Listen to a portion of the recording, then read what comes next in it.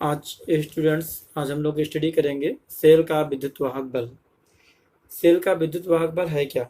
किसी विद्युत परिपथ में आवेश का प्रवाह सदैव बनाए रखने के लिए सेल को कुछ वर्क करना पड़ता है और इस कार्य के लिए उसके भीतर विद्युत अपघट्य घोल में होने वाली रासायनिक क्रियाओं से ऊर्जा मुक्त होती है, जिससे आवेश प्रवाहित होता है और परिपथ में धारा निर्धारित होती है। अर्थात सेल को कार्य करने के लिए विद्युत अपघट्य घोल में जो रासायनिक क्रिया है उससे ऊर्जा प्रोड्यूस होती है और वह ऊर्जा से जो है आवेश प्रवाहित होता है और इससे जो है हमारा करंट निर्धारित रहता है। अतः एकांक आवेश, अतः अब डिफिनेशन लिखना होगा, तुम लोग कैसे लिखेंगे? अतः एकांक आवेश को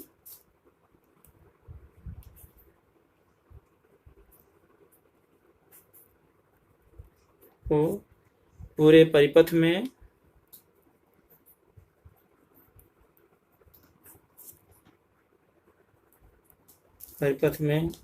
प्रवाहित करने के लिए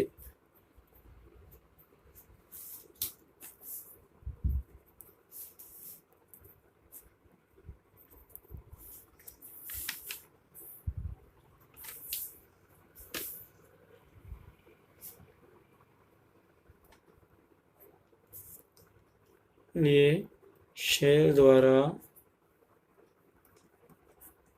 दी गई ऊर्जा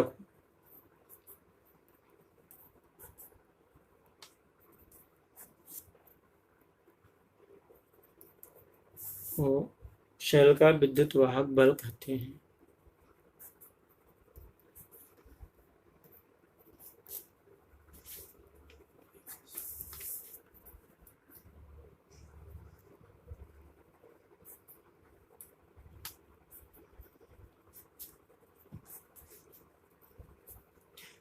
अब आप देखिए कि एकांक आवेश को पूरे परिपथ में प्रवाहित करने के लिए जो है सेल द्वारा दी गई ऊर्जा ही क्या है? विद्युत वाहक बल है। ये क्या है? एक प्रकार की कैरेक्टरिस्टिक है। यह जो है सेल की यह जो है सेल की जो है एक स्वाभाविक गुण है।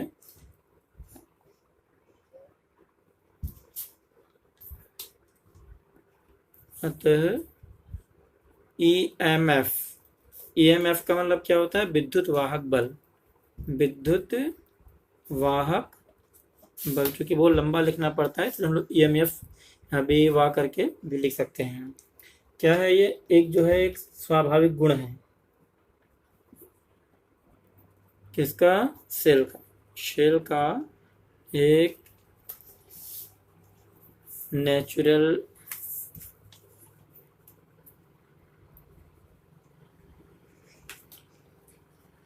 कैरेक्टरिस्टिक है जो सेल में प्रयुक्त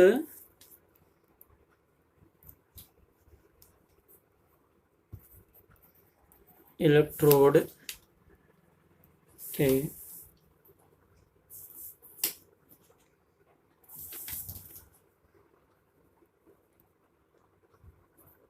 मेटल से व विद्युत अपघट्य की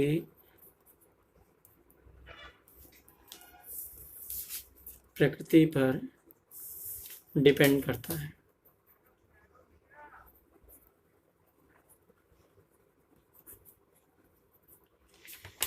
यानी कि एक प्रॉपर्टी ऐसी जो कि सेल में जो इलेक्ट्रोड्स होते हैं उसका मेटल कैसा होता है, शेप क्या है और उसके अंदर जो इलेक्ट्रोलाइज का जो नेचर है इस पे यह डिपेंड करता है। यदि किसी सर्किट में Q आवेश प्रवाहित करना हो और प्रवाहित करने में कुल W कार्य हो तो ऐसे कंडीशन में E बराबर क्या हो जाएगा हमारा? E equal to W upon Q। E equal to W upon Q। W का मात्रक क्या होता है? जूल और Q का मात्रक कूलाम। तो विद्युत वाहक बल का मात्रक क्या होता है? विद्युत वाहक बल का मात्रक जूल पर कूलाम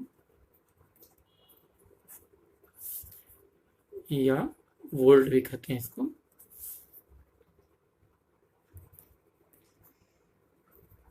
तो ये था हमारा सेल का विद्युत वाहक बल।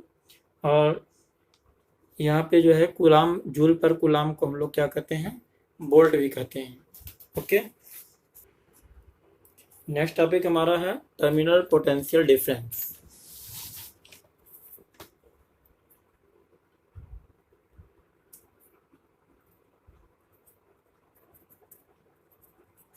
टर्मिनल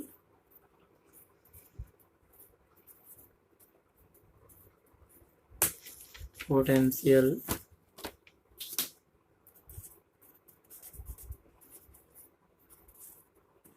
डिफरेंस, टर्मिनल विभवांतर, क्या बोलेंगे, टर्मिनल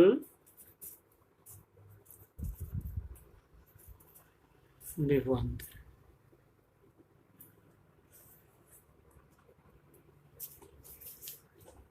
जब किसी सेल को बाह्य परिपथ के रूप में विभिन्न प्रतिरोधों के साथ जोड़ते हैं तो सेल द्वारा दी गई कुल ऊर्जा का कुछ भाग उसके बाह्य परिपथ में और बाकी शेष भाग क्या होता है, उसके आंतरिक परिपथ में व्यय होता है। यहाँ पे आंतरिक परिपथ का मतलब क्या होता है, सेल के अंदर के पार्ट, यानी कि सेल के जैसे सेल में घोल इत्यादि होता है उसमें। फिर ध्यान देखिए टर्मिनल विभवांतर, जब किसी सेल को बाह्य परिपथ के रूप में विभिन्न प्रतिरोधों के साथ जोड़ते हैं तो सेल द्वारा दी गई कुल ऊर्जा, सेल द्वारा दी गई कुल ऊर्जा कुछ तो जो है बाह्य परिपथ में और जो है कुछ आंतरिक परिपथ में व्यय होती है। ठीक है, हम लोग इसको डेफिनेशन के रूप में लिख सकते हैं कि एकांक आवेश, एकांक आवेश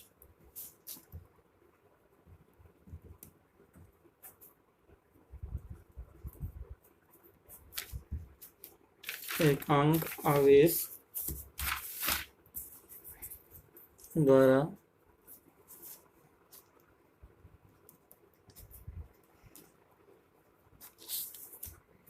सेल के बाहर, सेल के बाहर बाह्य परिपथ में प्रवाहित, बाह्य परिपथ में प्रवाहित होने वाली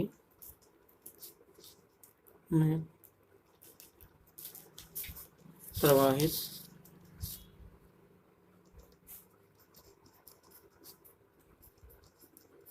होने में व्यय ऊर्जा की मात्रा, जो एनर्जी एक्सपेंड होती है, व्यय ऊर्जा की मात्रा को सेल का टर्मिनल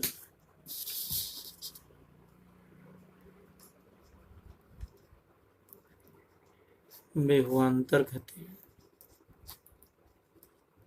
स्टूडेंट्स बार आप नोट कर लीजिए, एकांक आवेश द्वारा, ऐसे तो मतलब जनरली टर्मिनल विभवांतर जो मैंने बताया कि किसी सेल को बाह्य परिपथ के रूप में विभिन्न प्रतिरोधों द्वारा जब जोड़ा जाता है तो जो एनर्जी जो है कंज्यूम होती है उसका कुछ भाग जो है आपके बाह्य परिपथ में और कुछ जो है सेल के आंतरिक परिपथ में यूज होता है।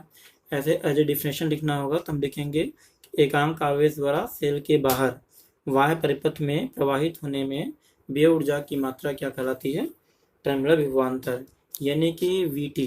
यदि हम VT माने VT मतलब टर्मिनल पोटेंशियल डिफरेंस पर terminal potential difference equal to W upon Q। ठीक है, ये W क्या है, W जो वर्क हो रहा है ये जो है बाह्य परिपथ में व्यय ऊर्जा, यानी कि spend energy in external circuit, ठीक है। तो ये ऊर्जा चूंकि वर्क के रूप में वो ट्रांसफर होगी, तो ये हम लोग W से इंगित कर सकते हैं। क्यों हमारा क्या हो गया, आवेश। सेल का जो टर्मिनल विभवांतर का मान है वह सामान्यतया विद्युत वाहक बल के मान से कम होता है। यानी कि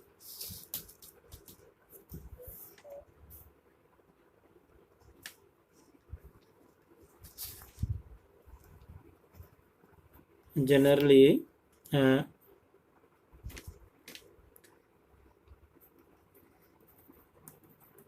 टर्मिनल पोटेंशियल difference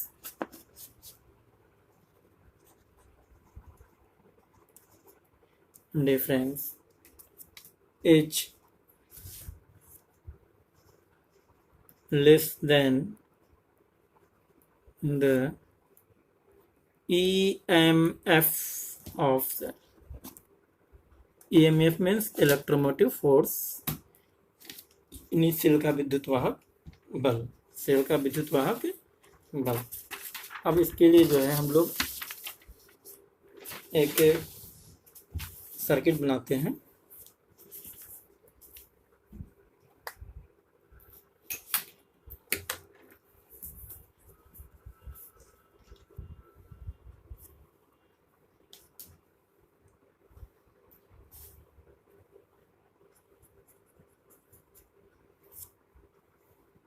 इसको हम लोग ऊपर ला करके यहाँ पे हम लोग सेल जोड़ देते हैं। ठीक है, ये हो गया हमारा प्लस, ये हो गया माइनस। इसमें एक इंटरनल रेजिस्टेंस हमने ये ऐड कर दिया।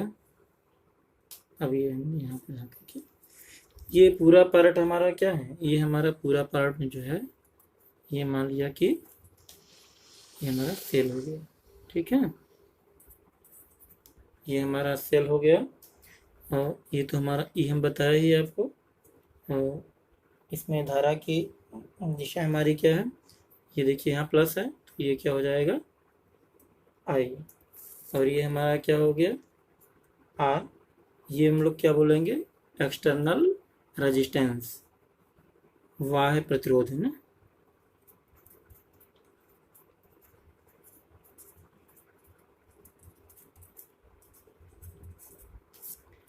एक्सटर्नल रेजिस्टेंस ये हमारा हो गया एक्सटर्नल रेजिस्टेंस। अब देखिए दर्शा दिया मैंने। अब इसमें आर क्या है, हमारा आंतरिक प्रतिरोध है। और वैद्युत वाहक बल अपने वैद्युत वाहक वाले एक सेल को बाह्य प्रतिरोध में जो है हम लोग बाह्य प्रतिरोध आर से हम लोग इसे जोड़ देते हैं। जब मान लिया कि परिपथ में बहने वाली धारा क्या है, आई है।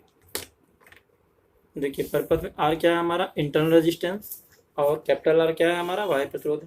मान लिया कि और इसमें जो है आई धारा बह रही है।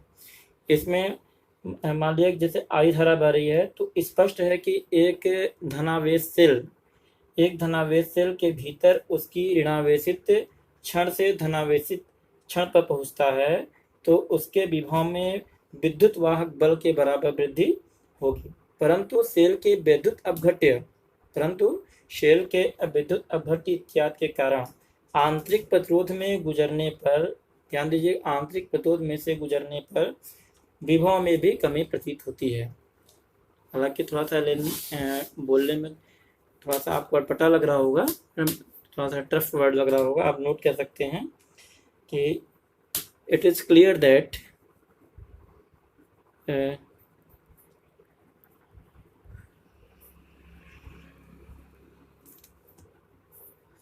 जब एक धनावेश सेल जब एक पॉजिटिव चार्ज सेल के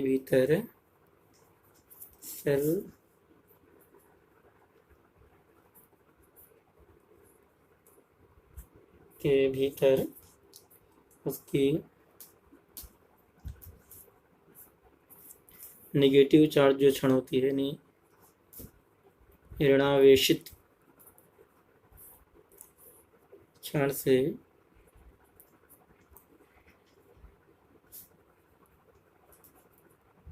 धनावेशित क्षण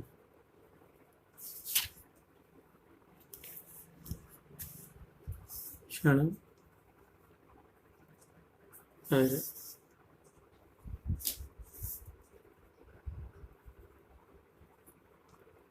पहुंचता है, आप लोग नोट करते जाइए संभव तो उसके विभव में, तो उसके पोटेंशियल में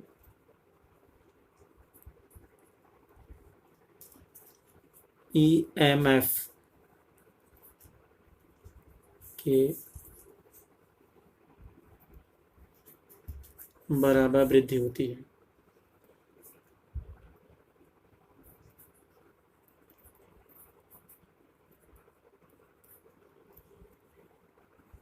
जबकि सेल के विद्युत अपघट्य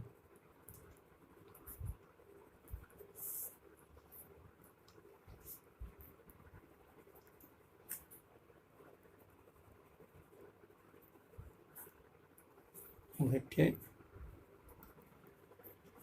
आदि के कारण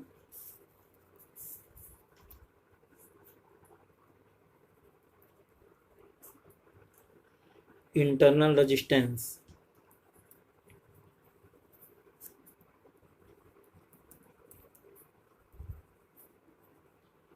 और में से गुजरने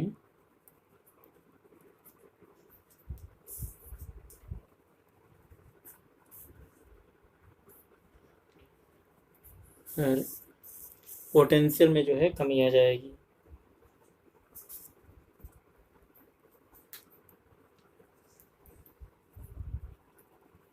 पोटेंशियल में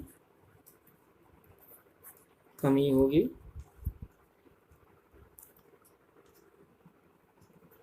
जो कि आई आर होगी, मतलब जिसका मान आई आर होगा।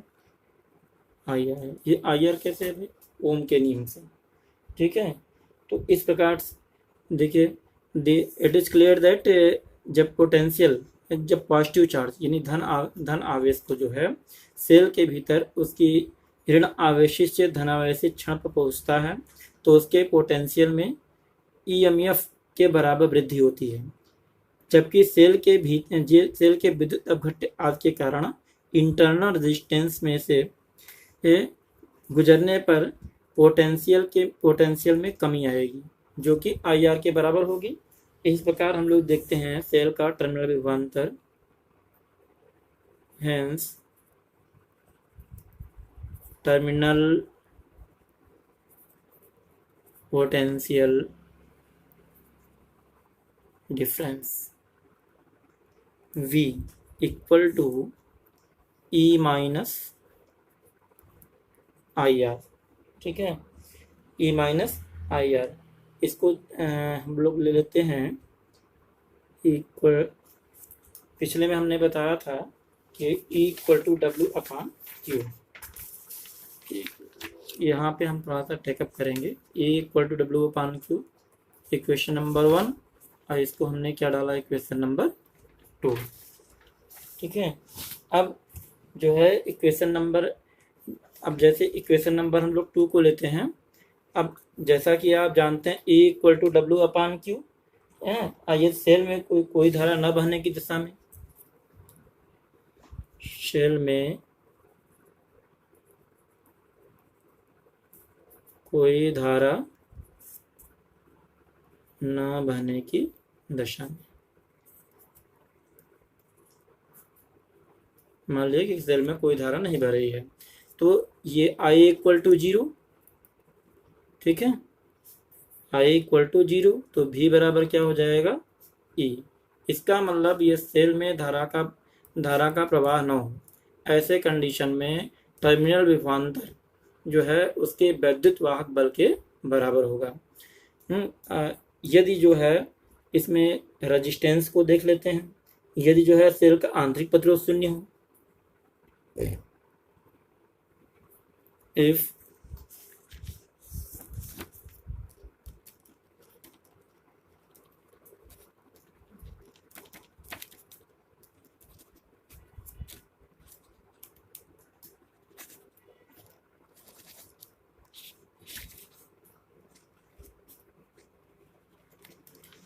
सेल का आंतरिक प्रतिरोध ये 0 है, तो ये R हमारा क्या हो जाएगा, यहाँ पे R बराबर हमारा क्या हो जाएगा, 0 हो जाएगा।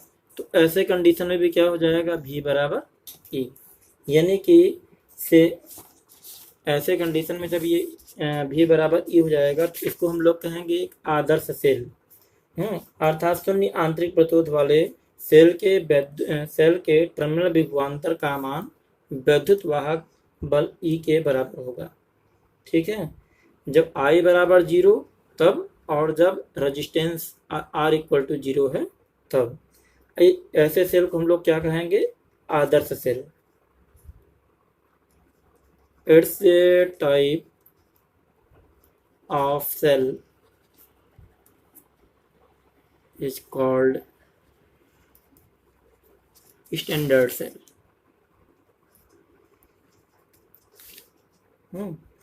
अब सामान्यतः किसी सेल का वास्तविक सेल का आंतरिक प्रतिरोध 0 नहीं होता है। अभी हमने ऊपर मैंने बताया, अभी पिछले वाले पेज पे मैंने ये दिखाया था कि सेल का विद्युत वाहक बल, या उसमें मैंने बताया था कि सेल का टर्मिनल विभवांतर उसके विद्युत वाहक बल से कम होता है। ये जो है रियल कंडीशंस है। ठीक है, ये जो है रियल केस में जो होता है, सेल का वास्तविक सेल का आंतरिक प्रतिरोध 0 नहीं हो सकता है, क्योंकि वास्तविक सेल का इंटरनल रेजिस्टेंस 0 नहीं हो सकता।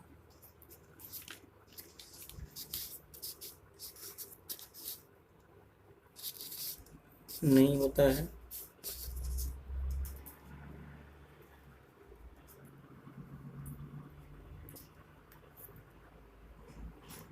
अतः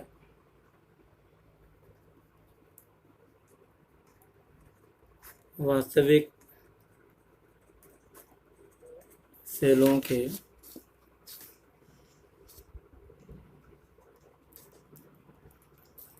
टर्मिनल विभवांतर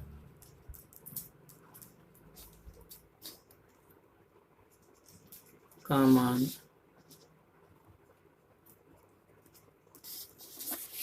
सदैव EMF से कम होता है।